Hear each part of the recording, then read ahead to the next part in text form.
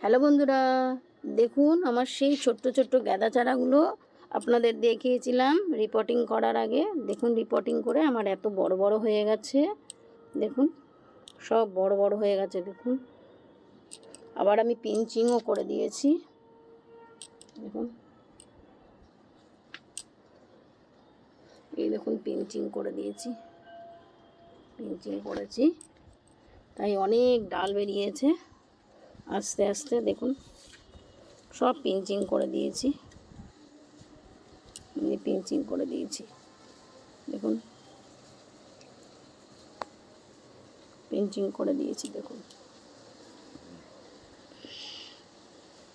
দেখুন পিঞ্চিং করে দিয়েছি।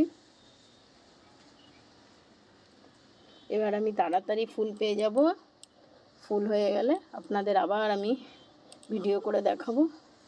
ভালো লাগলে লাইক করবেন, শেয়ার করবেন, সাবস্ক্রাইব করবেন।